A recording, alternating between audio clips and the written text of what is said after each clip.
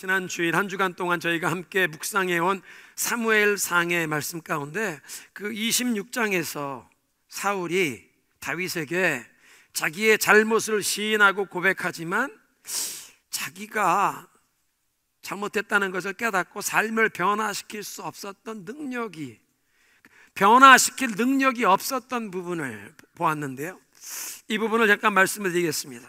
사무엘상 26장은 다윗이 사울 왕의 목숨을 살려준 두 번째 사건입니다. 사울 왕이 다윗을 잡겠다고 정예 부대 3,000명을 동원해서 블레셋과 맞서 싸우러 나가는 것이 아니라 자기 사위 다윗을 죽이겠다고 여기저기를 찾아다니는데 남쪽에 십 광야에 다윗이 숨어 있다는 얘기를 듣고 3,000명의 정예 부대를 이끌고 그 남쪽의 광야까지 내려왔습니다. 길 주변에 이제 밤에 야영을 하게 되었는데, 그 밤에 사울이 부하들과 함께 야영하는 장소에 다윗이 그 요압의 아들, 나중에 이제 다윗의 군사령관이 되는 요압이죠, 요압과 아비새와 아사헬이라는 이 삼형제는 다윗의 누이 수르야의 아들들이니까 조카뻘 되는 사람들인데, 아둘람 동굴 시절부터 다윗과 함께하면서 나중에 다윗이 왕이 될 때 요압이 군대 장관이 되는 용맹스러운 용사들입니다. 그 둘째 아들 아비새가 다윗과 함께 밤에 그 사울이 야영하는 진영에 몰래 잠입하는 데 성공합니다. 몰래 잠입해서 보니까 사울 왕이 가운데 누워있고 군인들이 다 누워 자는데 하나님이 그들을 깊이 잠들게 하셔서 아무도 보지 못합니다. 그 장면을 보고 아비새가 다윗에게 얘기합니다. 저기 보니까 사울이 가운데 누워있는데 그 머리맡에 창이 땅에 꽂혀 있습니다. 내가 가서 저 창으로 사울을 땅에 꼽아 박을 터이니 두 번 찌를 필요도 없을 것입니다. 단번에 끝날 겁니다. 다윗이 막습니다. 여호와의 기름 부으신 종을 내 손을 들어 치는 것을 여호와께서 금하신다. 그냥 그 창만 뽑아서 머리맡에 있는 그 물병 그것만 가지고 가자. 두 사람이 그 진영에서 빠져나와 건너편에 산에 올라가서 다윗이 큰 목소리로 사울을 깨우지 않고 사울의 경호를 책임진 군대장관 아브넬을 부릅니다. 아브넬아, 내가 큰 용사가 아니냐? 왕을 지켜야 하는데 너희들이 임무를 제대로 감당하지 못하고 있도다. 아브넬이 깨서 누가 왕을 깨우느냐? 아브넬아, 왕의 머리맡에 있던 창과 물병이 어디 있나 보라. 너네들 근무태만이다. 너네들 죽어야 마땅하다. 이 말을 하는데 사울 왕이 다윗의 목소리를 듣고 이것이 다윗 너냐? 내 아들아 다윗이냐? 서로 간의 의사소통이 시작됩니다. 다윗이 사울 왕을 대하여 자기의 결백함을 다시 한번 밝히며, 하나님께서 자기에게 사울 왕을 죽일 수 있는 기회를 주셨는데 그 창으로 죽인 것이 아니라 그냥 창하고 물병만 자기가 들고 나왔다고. 나는 왕을 대적할 마음이 없다고. 그런데 왕이 왜 나를 죽이려 광야에서 메추라기를 사냥하듯 벼룩과 같은 사람 하나를 잡겠다고 정예 부대 3,000명을 동원해서 여기까지 오셨습니까? 나를 이 광야에서 피 흘려 죽게 하지 마십시오. 그 얘기를 들으면서 사울이 다윗에게 이렇게 고백합니다. 내가 범죄하였도다. 내 아들 다윗아 돌아오라. 정말 아들이죠. son-in-law, 사위니까. 네가 오늘 내 생명을 귀하게 여겼은즉 내가 다시는 너를 해치려 하지 아니하겠노라. 내가 어리석은 일을 했구나. 내가 큰 잘못을 했구나. 저 건너편 산에 있으니까 이 밤에 사울 왕이 자기가 잘못됐다는 걸 인정하는데 그 모든 부하들도 다 듣게 큰 목소리를 건너편 산에 있는 다윗에게 이 밤에 외치는 것입니다. 다윗이 자기를 죽일 수 있었음에도 죽이지 않았고, 그래서 그냥 창과 물병만 가져간 그 모습을 보면서 자기의 잘못을 인정하지만, 그런데 그것이 진정한 회개, 잘못과 죄를 끊어버리고 삶의 방향을 돌이키는 그런 회개가 아니었습니다.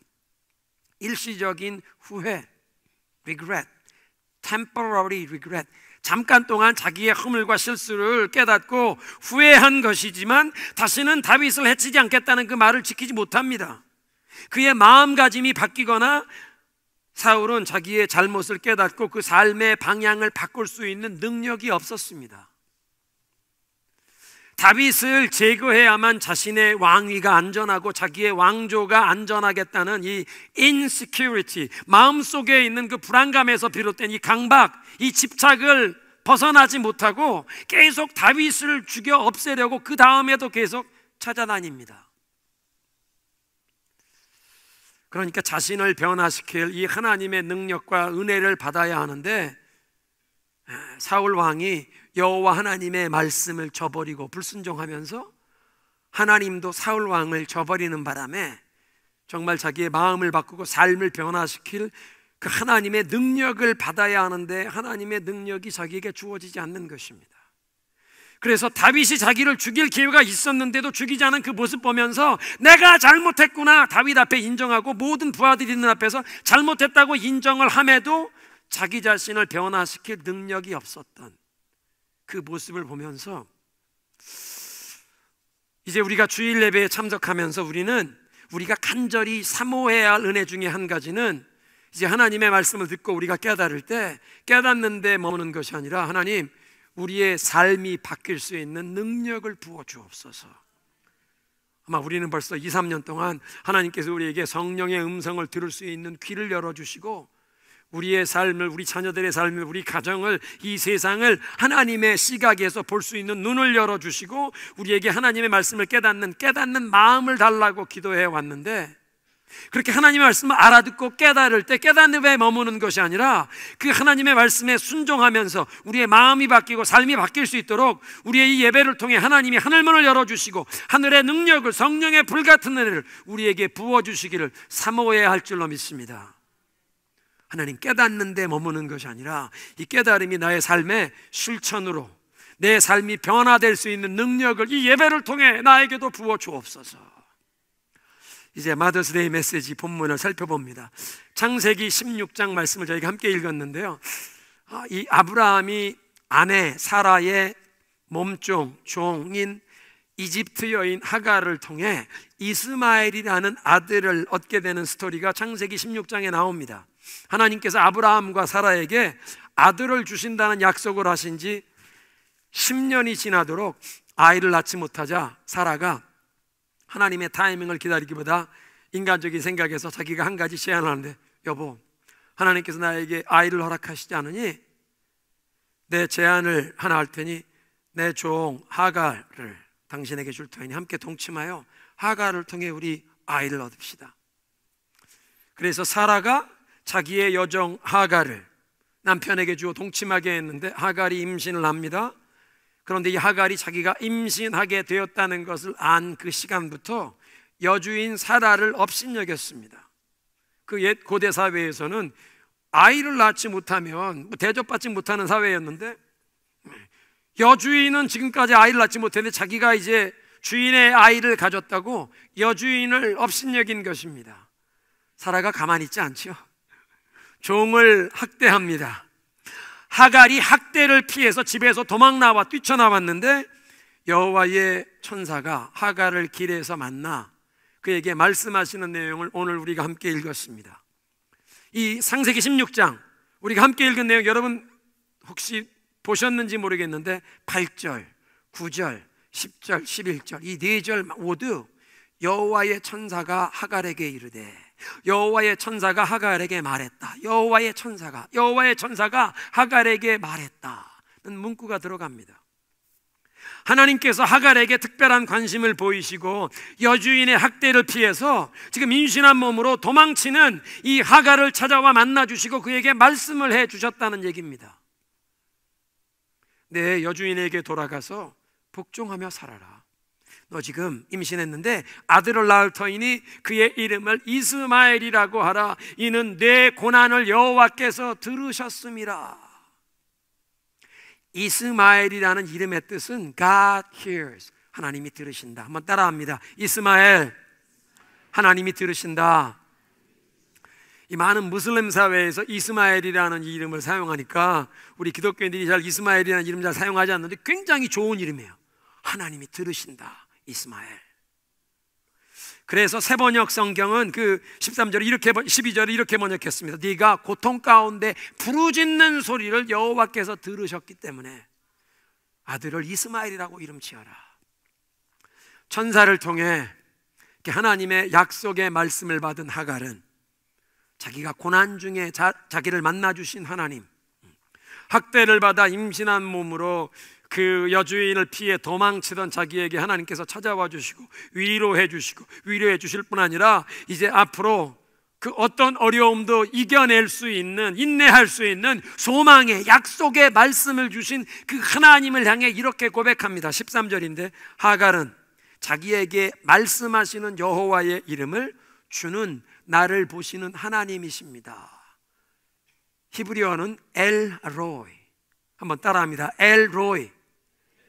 엘은 하나님이고 로이라는 것은 나를 지켜보신다, 나를 지켜보시는 분이다. 엘로이, 나를 보시는 하나님, 나를 지켜보시는 하나님.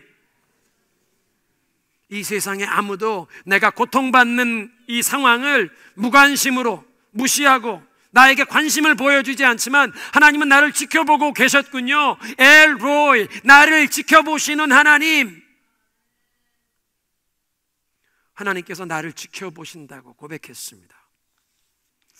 하갈이 집으로 돌아가서 아들을 낳은 후에, 그 고대 근동의 풍습은 아들을 낳을 때 여인이, 어머니가 이름을 짓는데 더 이 큰 권리가 있습니다. 아브라함이 묻습니다. 뭐라고 이름 지을까? 이스마엘이라고 이름을 짓습니다. 하나님이 들으신다. 내 고난 중에 부르짖음을 하나님이 들으셨다. 이스마엘이 태어났을 때 아브라함의 나이가 86입니다. 그리고 창세기 21장에 오면 하나님의 그 약속의 말씀대로 아브라함과 사라가 아들을 낳게 되는데 이삭이 태어났을 때 아브라함의 나이는 100세. 그러니까 그가 86세에 얻었던 아들 이스마엘은 14살입니다. 이삭이 태어났습니다. 이삭이 젖을 떼게 되었을 때 큰 잔치를 합니다. 아마 한 2살쯤 되었을 것입니다. 2살쯤 돼 큰 잔치를 베풀었는데 그날 사라가 보니까 여종의 아들 이스마엘이 자기 아들 이삭을 희롱을 하는 것입니다. 놀리는 겁니다. 16살쯤 됐겠죠.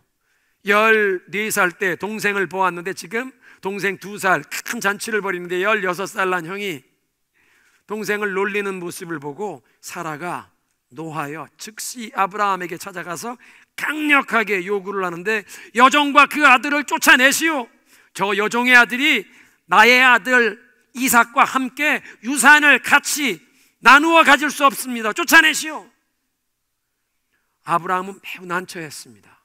이스마엘도 자기 아들인데, 어떻게 보면 자기 첫 아들인데, 지금 16년 동안 얼마나 사랑하고 아껴왔는데 고민하고 있는데 하나님이 그날 밤에 말씀하십니다. 아브라함아, 그 아이와 여종으로 인하여 괴로워하지 말라. 사라의 말을 들어주라.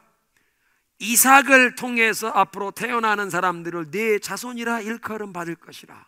그러나 그 여종의 아들, 그 아이도 내가 한 나라를 이루게 하겠는데 그도 너의 자손이기 때문이라. 그 말씀을 듣고 그 다음날 아침에 아브라함이 우리가 읽은 말씀대로 음식을, 빵을, 그리고 물을 가죽부대에 담아서 하갈의 어깨에 지우고 어머니와 아들을 떠나 보냅니다.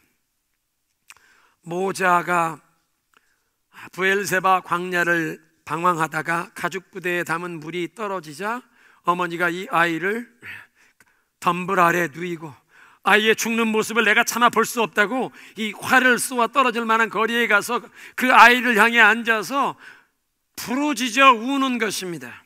큰 소리로 울었다. 16세 난 이스마엘이 엄마인 하갈보다 메타볼리즘이 더, 신진대사가 왕성해서 빨리 탈수 현상이 온 것이라고 우리가 생각할 수 있습니다. 엄마보다 이 젊은 아들이 더 건강할 터인데 신진대사가 왕성하니까 더 빨리 땀 많이 흘리고 더 수분이 다 빠져서 이제 이 광야에서, 사막에서 탈수 현상에 거의 기진맥진 죽어갈 상황이 되니까 그냥 가시덤불 아래 뉘어놓고 어머니는 울부짖어 기도하는 것입니다. 17년 전에, 지금 이 아들이 16살이니까 17년 전에 아이를 임신했을 때 사례의 학대를 이기지 못해서 자기가 집에서 뛰쳐나가 도망치다가 여호와의 천사가 그를 만나 주셨고, 그때 하나님께서 위로의 말씀, 약속의 말씀을 주셨던 그것이 생각나면서 지금 이 목말라 죽어가는 아들을 보며 목 놓아 우는 것만 아니라 하나님께, 하나님 내 아들 살려주세요, 그때 약속해 주시지 않았습니까? 하나님의 약속을 붙잡고 울부짖어 눈물로 기도했을 것입니다. 하갈이 기도했다는 것을 어떻게 알 수 있습니까? 그 다음 구절에 하나님께서 우는 소리를 들으셨다고 기도의 응답을 말씀하십니다. 17절에 하나님께서 그 아이가 우는 소리를 들으셨습니다. 하나님의 천사가 하늘에서 하갈을 불러 말합니다. 하갈아, 내게 무슨 일이 있느냐? 하나님께서 저기 누워있는 아이의 소리를 들으셨느니라. 지금 이 이스마엘은 탈수 현상이 이미 심해져서 의식이 있는지 없는지도 모르고 가시덤불 밑에 누워 있습니다. 그리고 그 어머니가 마지막 남은 기운, 그냥 목을 놓아 울면서 아들을 살려달라고 지금 울며 기도하는 사람은 어머니입니다.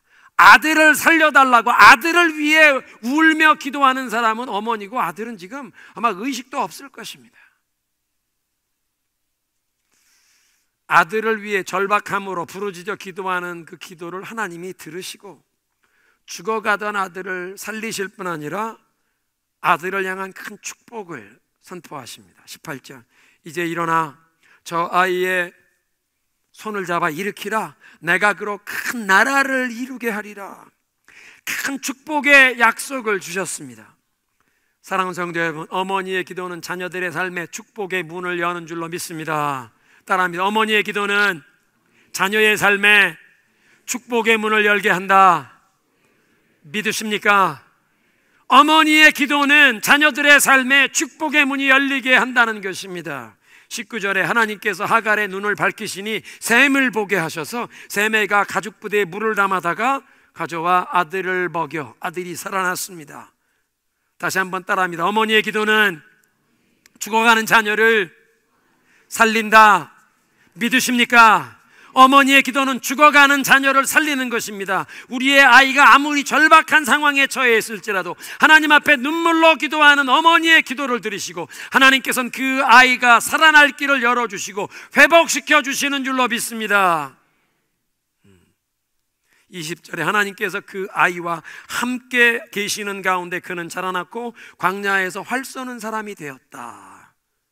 하나님께서 그 아이와 함께 계셨다. 이 아이가 누굽니까? 이스마엘.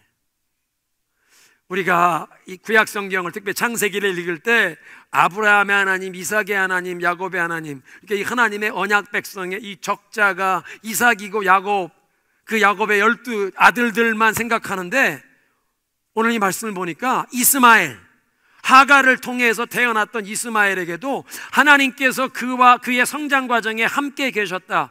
누구의 기도 때문에? 어머니의 기도 때문에.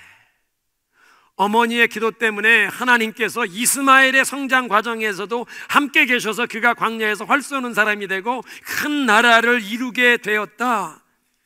여러분, 어머니의 눈물의 기도는 자녀들의 삶에 하나님의 약속이 열매로 나타나게 하는 줄로 믿습니다.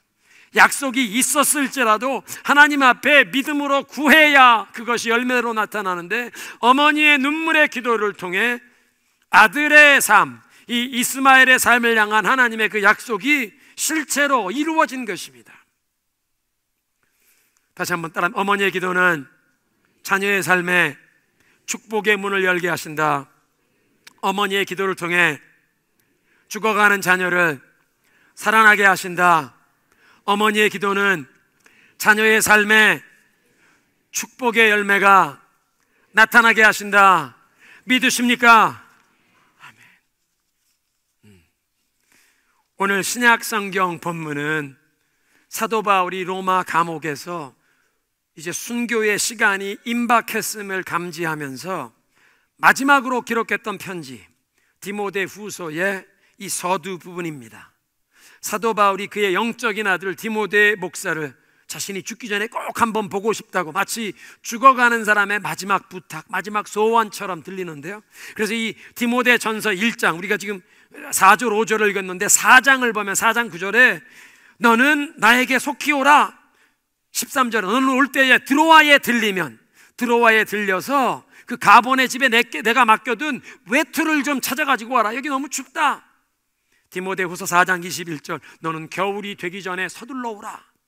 사도 바울이 서둘러 디모데에게 오라는 것입니다. 너를 꼭 한번 보고 싶다. 왜 보고 싶다라고 얘기하느냐? 우리가 함께 읽었던 디모데전서 1장 4절 5절에 보면 내가 네 눈물을 기억하며 너를 보기 원하는 것은 비록 내가 이제 조금 있으면 순교자로 나의 피가 하나님 앞에 부어드리는 제물, 포도주를 부어드리는 제물처럼 전제처럼 바치게 되겠지만 너를 보기만 한다면 내 마음에 기쁨이 충만할 것이라.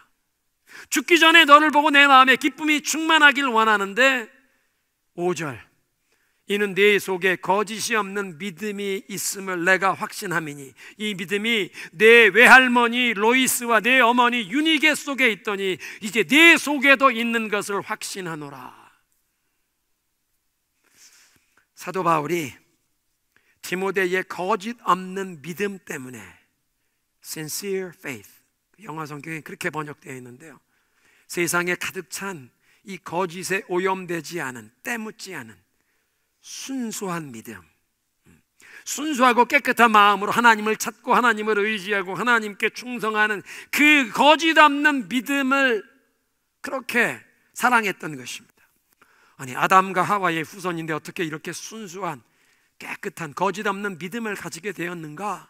사도 바울은 디모데가 이런 거짓 없는 믿음의 소유자가 된 것이 그의 외할머니 로이스와 어머니 유니게가 먼저 이런 거짓 없는 믿음을 가졌고, 그런 거짓 없는 믿음을 가진 외할머니와 어머니의 믿음과 그 기도 속에서 성장한 디모데가 그런 동일한 거짓 없는 믿음을 가지게 되었다고 얘기하는 것입니다.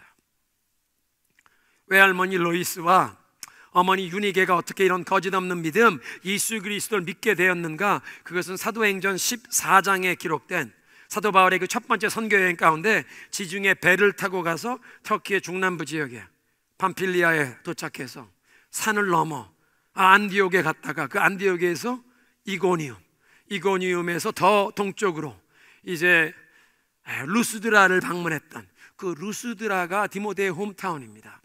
사도행전 14장에 보면 사도 바울이 루스드라에 도착해서 복음을 전하는데 태어날 때부터 한 번도 걸어본 적이 없는 사람, 장애인이 한 사람이 있습니다. 그 사람이 보니까 말씀을 귀 기울여 듣는데 구원 얻을 만한 믿음이 있는 것을 보고 나사렛 예수의 이름으로 일어나라! 이 사람이 일어나 걷게 되는 놀라운 기적이 일어났습니다. 그 도성 사람들이 다 깜짝 놀라서 신이 제우스 신과 헤르메스 신이 내려왔다. 바나바는 점잖게 가만히 있으니까 제우스 신, 그리고 그 제우스 신 앞에서 대변인처럼 말을 많이 하는 헤르메스, 바울이 헤르메스라고. 사람들이 헤르메스와 제우스가 우리 도성에 찾아왔다. 그래서 그 도성에 있던 제우스 신전의 사제가 흰 황소 한 마리 그리고 꽃다발을 가지고 성문 앞에 와서 바울과 바나바에게 제사를 드리겠다고 찾아오는데, 바울과 바나바가 우슬치고 이러면 안 된다고. 과거에는 하나님이 사람들의 이런 무지함을 가만히 참아 주셨으나 이제는 안 된다. 예수 그리스도를 믿으라. 복음을 전합니다. 그런데 150마일 서쪽에 사도 바울이 이미 복음을 전하다가 쫓겨났던 안디옥과 이고니온에서 유대인 박해자들이 이 150마일 동쪽까지 찾아와서 사도 바울이 복음 전하는 걸 알고 이 루스드라 도성 사람들을 선동해서 바울을 돌로 치게 합니다. 복음을 전하던 사도 바울이 그래서 돌에 맞고 쓰러져 정신을 잃었는데 그 사람들이 죽은 줄 알고 그 시신을 끌어내어 성문 앞에 던져버렸습니다. 얼마 동안 사도 바울의 복음을 들으며 예수를 믿게 된 제자들이 성문 앞에 나와 돌 맞고 쓰러져 있는 사도 바울 둘러서 있는데, 근데 사도 바울이 정신을 차리고 자기 발로 일어납니다. 그래서 그날 도성에 들어가 어떤 성도의 집에서 자고 그 다음날 아침 일찍 바나바와 함께 다음 도성 더베, 이 로마 제국이 닦아놓은 그 하이웨이 고속도로 네트워크의 그 다음 도성 더베로 이동하게 됩니다. 그런데 사도 바울이 돌에 맞아서 성문 밖에 던져졌을 때 성도들이 와서 주변에 둘러선 그 성도들 가운데 디모데의 외할머니 로이스와 어머니 유니게도 있었을 것입니다. 사도 바울이 더베에 가서 몇 주, 어쩌면 두세 달 머물면서 복음을 전하고 교회를 개척한 다음에 바울과 바나바가 지금까지 우리가 한 1년여 동안 이 지금의 이제 터키 동남부 지역이죠. 터키 이 지역을 순회하면서 교회를 개척했는데, 거꾸로 돌아가면서 그 교회 개척된 교회들을 다 돌아보며 성도들을 격려하자 재방문을 하게 됩니다. 더베에서 제일 처음 재방문하는 도성이 루스드라와 그 여러 마을들을, 도성들을 다시 방문하게 되는데, 그렇게 방문하며 이 재양육하게 된 성도들은 예수를 믿은 지 몇 개월 안 되는, 오래되어봤자 1년밖에 되지 않는 초신자들입니다. 물론 그 중에는 유대인 배경의 성도들은 구약 성경을 알고 있었겠지만, 사도 바울과 바나바를 통해 복음을 처음 듣고 예수를 믿은 지 1년이 안 되는 사람들인데, 그들에게 사도행전 14장을 보니까 제자들의 마음을 강하게 하고 늘 믿음에 머물러 있도록 격려했는데, 우리가 하나님의 나라에 들어가려면 마땅히 많은 고난을 겪어야 할지니라. 여러분, 예수 그리스도를 믿고 이 영생에 들어가려면 우리가 우리 자신을 부인하고 자기 십자가를 지고 예수님을 따라가야 합니다. 불못과 같은 많은 환난을 지나가면서 우리의 믿음이 정결케 되어야, 그래야 하나님의 나라에 들어갑니다. 환난과 박해가 있다고 두려워하지 마십시오. 예수님을 따르는 길은 장미꽃길이 아니라 가시밭길이지만, 그러나 십자가를 쥐고 따라가면 이 길이 영생의 길입니다. 영생의 길입니다. 믿음에 흔들리지 마십시오. 예수 믿은 지 얼마 안 되는, 몇 개월 안 되는 초신자들에게 이렇게 권했습니다.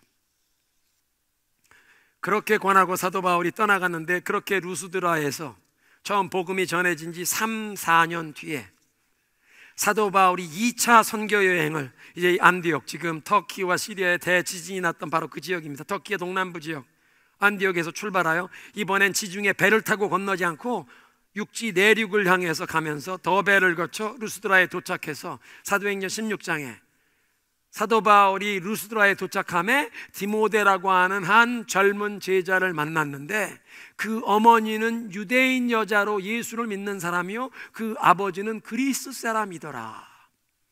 다문화권 가정 출신 자녀였습니다.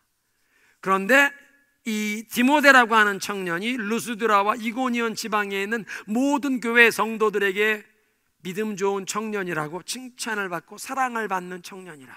그래서 사도 바울이 선교 여행에 그를 데리고 떠나기 위해서 할례를 행하는 그런 역사가 사도행전 16장에 있습니다.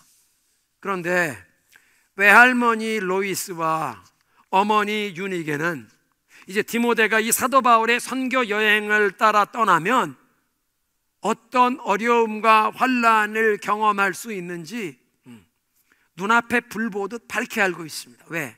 4년 전에 사도 바울이 루스드라에 처음 와서 복음을 전해줄 때, 태어나면서부터 한 번도 걸어본 적이 없는 사람이 예수의 이름으로 치유받고 걷게 되는 놀라운 기적이, 능력이 나타났지만, 동시에 사도 바울이 돌에 맞아서 거의 죽을 뻔했습니다. 그런 사도 바울을 내 사랑하는 손자, 외손자, 아들이 따라 나선다? 어느 도성에 가서 또 돌을 맞을지 모르는데, 그런 사도 바울을 따라 나선다고 할 때 외할머니 로이스와 어머니 윤에게는 안 됩니다. 내 두 눈에 흙이 들어가기 전에는 우리 손자, 우리 아들은 신학교에 못 보냅니다. 선교사 절대 못 보냅니다. 그렇게 반대하지 않았습니다. 우리 많은 성도들, 교회의 장로님, 권사님 되신 분도 내 눈에 흙이 들어가기 전엔 우리 아들은 신학교 못 보냅니다. 내 눈에 흙이 들어가기 전에 선교사 못 보냅니다 하는데, 로이스와 유니게는 지금 훌륭한 빌리 그레함 목사님, 각 나라의 국가 원수들이 영접해주는 일이 유명해진, 존경받는 누구 따라가는 것이 아니라 어느 도성에서 또 돌 맞을 줄을 모르는 바울을 따라 이 선교사역에 이 아들을, 손자를 데려가겠다고 하는데 안 됩니다 한 것이 아니라 감사합니다. 우리 아들이 천국 복음을 전하는 일에 하나님 나라에 이렇게 일꾼으로 쓰신다고 하면 감사합니다. 우리가 기도 열심히 하겠습니다. 축복하면서 아들을 헌신하는 그 자리에 떠나보냈습니다. 어떻게 이렇게 할 수 있었나? 로이스와 유니게는 예수를 믿는 그 믿음의 첫 출발부터 자기들에게 복음을 전해준 바울이 돌 맞아 죽을 뻔한 모습을 보고도 그 복음을 믿었습니다. 예수 그리스도의 십자가의 복음, 영생에 이르는 복음은 비록 이런 환난과 어려움이 있을지라도 우리가 하나님의 나라에 들어가려면 많은 환난을 통과해야 하느니라. 이 많은 환난을 통과한다는 이 말이 헬라어 어원 그 본문은 아주 좁은 협착한 이 계곡을 지나가야 한다, 협곡을 지나가야 한다. 예수님께서 좁은 길로 가라, 좁은 문으로 들어가라, 그 뜻입니다. 하나님의 나라에 들어가려면 좁은 문으로 가야 한다. 좁은 길로 걸어가라. 생명의 길, 진리의 길, 가시밭과 같은 험난한 십자가를 지고 가는 길이라도 그 길이 영생의 길이요, 그 길이 영광의 길이기에 더 중요하게 하나님이 붙들어 주실 것이기에 믿음에 굳게 서 있으십시오. 로이스와 유니게는 처음부터 환난과 풀무불과 같은 일의 환난을 지나면서도 십자가를 지고 예수님을 따라가야 한다는 십자가의 그 복음을 믿었던 분들입니다. 거짓 없는 믿음. 그리고 그 거짓 없는 믿음이 그 아들 외손자에게까지 대물림돼요. 사도 바울은 그의 여러 선교 여행 가운데 한 고장에서, 한 도시에서 가장 오랜 시간을 투자했던 것은 에베소에서, 오늘날의 터키의 그 동남부 도시, 터키의 세 번째로 큰 도시 이즈미르가 바로 에베소 옆에 있는데요, 그 에베소에서 3년 동안 교회를 개척했습니다. 두란노 소원에서 매일 하나님의 말씀을 가르쳤습니다. 그런데 그렇게 자신이 공을 들여 세웠던 이 두란노 소원 3차 선교 여행에 마게도냐 지역에 있는 교회들에 가서 헌금을 모금하러 떠날 때 이 디모데 목사를 에베소 교회 담임 목사로 거기에 머물게 하고 떠납니다. 자기가 가장 공들여 개척하고 세웠던 교회에 디모데 목사를 세워서 돌보도록 하는, 오늘 메시지를 정리합니다. 우리는 이제 앞으로 주일 예배를 통해서 하나님께서 하늘문을 열어주셔서 우리에게 하나님의 음성을 들을 수 있는 귀, 또 하나님의 시각으로 나의 삶과 우리 자녀들의 삶과 우리 가정, 이 세상을 보는 눈을 열어주시고 하나님의 말씀을 깨달을 수 있는 마음만 주시는 게 아니라, 깨달음에 멈추는 것이 아니라 하나님 깨닫는 대로 우리의 삶이 변화될 수 있는 능력을 부어주옵소서. 깨닫는 것에 머무는 것이 아니라 우리의 삶이 변화될 능력을 부어주옵소서. 그런데 우리가 하갈의 기도하는 모습을 통해 깨닫게 되는 것은 아무도 나에게 관심이 없는 것 같고 내가 당하는 고난에 누구도 신경 써주지 않은 것 같아도 엘로이, 하나님은 나를 보신다.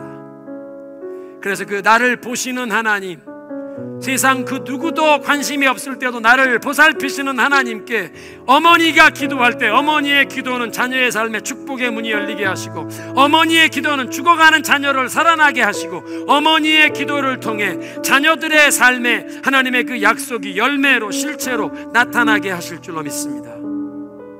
그리고 로이스와 유니게의 그 거짓 없는 십자가의 복음을 붙든 그 믿음 때문에